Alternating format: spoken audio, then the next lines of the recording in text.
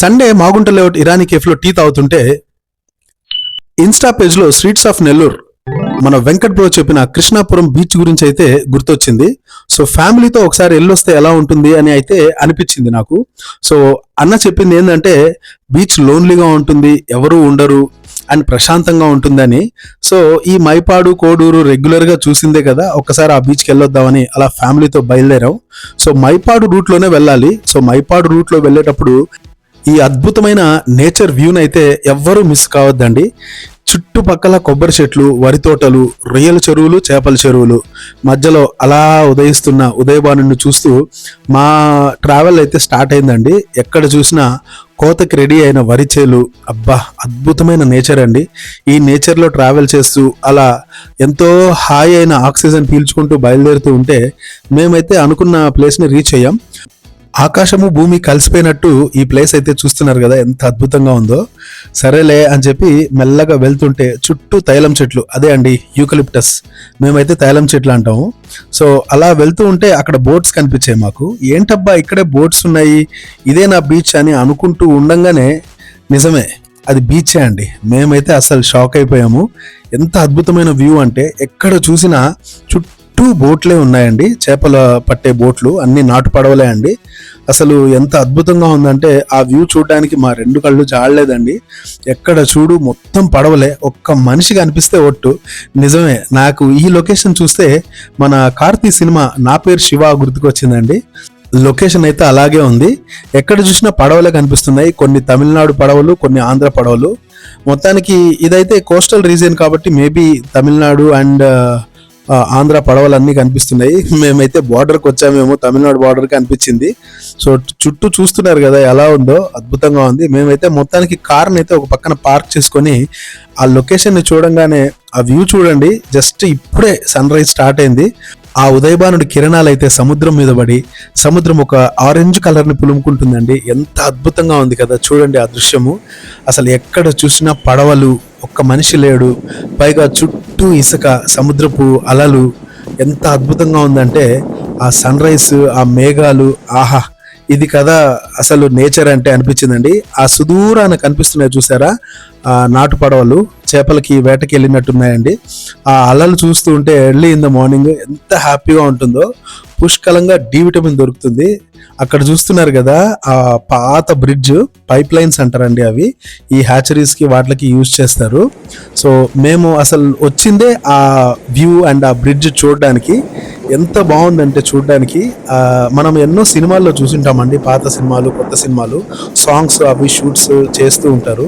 అంత అద్భుతంగా ఉంది. అలాంటి సీనిక్ నేచర్ని చూసిన తర్వాత ఇంకా ఆగకుండా ఎలా ఉండగలుగుతాం చెప్పండి.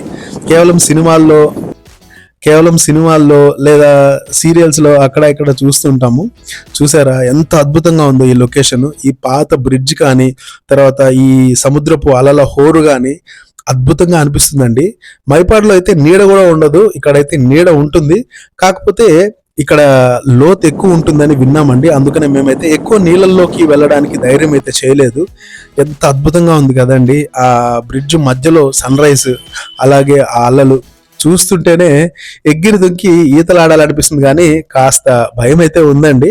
కానీ ఏం చేద్దాం, సముద్రం దగ్గరికి వచ్చాం కదా, కనీసం కాళ్ళైనా తడుపుకొని వెళ్ళాలి. సో చాలా అద్భుతంగా ఉందండి. మా పిల్లలైతే మాత్రం కింద మీద పడి పొల్లాడి ఆడుకుంటున్నారు. సముద్రపు హోరు ఎక్కువగా ఉంది, ఇక్కడ అలలు కూడా ఎక్కువగానే వస్తున్నాయండి. చాలా అద్భుతంగా అనిపించింది మాకైతే. చూస్తున్నంతసేపు ఆ సన్ రైజ్, ఆ బ్రిడ్జ్, ఆ మధ్యలో అలలు చూస్తుంటే మాకైతే మనసు గాల్లో తేలి ఆడిపోయిందండి. అంత అద్భుతంగా ఉంది. మేమైతే ఎన్నో సెల్ఫీస్ దిగాము, ఎన్నో ఫొటోస్ దిగాము, చాలా ఎంజాయ్ చేసామండి. పిల్లలైతే చాలా సరదాగా ఆడుకున్నారు చాలాసేపు. అంత హాయిగా అనిపించిందండి.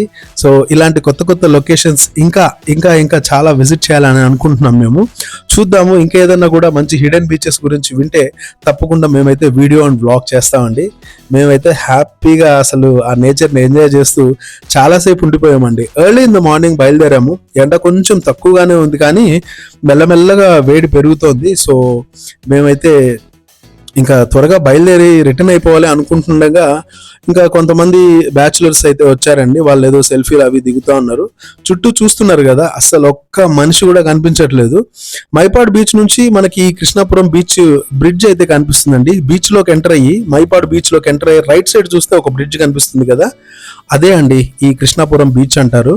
చూస్తున్నారు కదా ఎంత అద్భుతంగా ఉందో, చాలా బాగా అనిపించిందండి. ఈ సముద్రపు అలల ఒడ్డున అలా డి విటమిన్ ని, ప్రశాంతమైన ఆక్సిజన్ ని పీల్చుకుంటూ అలా నడుస్తూ ఉంటే, ఈ మొత్తం నేచర్ ని చూస్తూ ఉంటే ఎంత హ్యాపీగా ఉంటుందంటే, చాలాసేపు అయితే మాకు ఇక్కడే ఉండిపోబుద్ది అయింది. కానీ ఎండ పెరుగుతోందండి, ఇంకా నేనైతే కాస్త నీళ్ళలోకి వెళ్ళడానికి కొంచెం ధైర్యం చేశాను.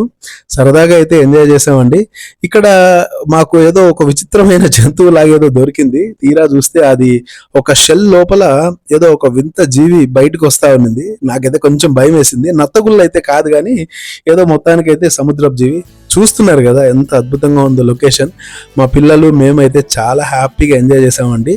అలల హోర్ మాత్రం ఇక్కడ బాగా ఎక్కువగానే అనిపిస్తుంది మైపాడుతో పోలిస్తే. బట్ ఎంజాయ్మెంట్కి మాత్రం ఏమాత్రం కొదవ లేదండి. Thank you to streets of Nellore Venkat bro. మీరు చేసిన ఇన్స్టా వీడియో చూసి మేము ఈ బీచ్కి అయితే వచ్చాము, లేకపోతే ఈ బీచ్ని మిస్ అయ్యి ఉండేవాళ్ళం అండి.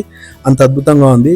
ఇక ఫోటో షూట్స్, వెడ్డింగ్ షూట్స్, డాన్సులు, గీన్సులు రచ్చ చేయొచ్చు. అంత అద్భుతంగా ఉంటుంది ఈ బీచ్ అయితే. అస్సలు జనసందోహం ఉండదు, ప్రశాంతంగా ఉంటుంది. అండ్ ఈ బీచ్ స్పెషాలిటీ ఇంకోటి ఏంటంటే అండి, ఇక్కడికి మన గవ్వలు, అదే అండి షెల్స్, కుప్పలు తెప్పలుగా కొట్టుకొని వస్తున్నాయి. మరి ఎలా వస్తున్నాయో అర్థమైతే కావట్లేదు, కానీ పిల్లలైతే మాత్రం ఇది ఒక హాబీగా చేసేసుకున్నారు ఈ మధ్య. ఎన్ని గవ్వల్లో చూసారా, మొత్తం వాళ్ళైతే ఫుల్గా కలెక్ట్ చేశారు. వీళ్ళకి నెల్లూరు వచ్చిన తర్వాత ఈ షెల్ కలెక్టింగ్ అనేది బాగా అలవాటు అయిపోయింది. చూసారు కదా, మా వాళ్ళు నింపి ఓ పెద్ద బేసిన్ నిండా గవ్వలైతే ఏరుకున్నారు. ఇక్కడ చూస్తున్నారు కదా, ఇది ఏదో కైండ్ ఆఫ్ కోరలు అనుకుంటా అండి. సముద్రం నుంచి ఒక 10 అడుగుల దూరం వరకు ఇవి అక్కడక్కడ పైపుల మీద, గోడల మీద మొత్తం స్ప్రెడ్ అయిపోయినాయి.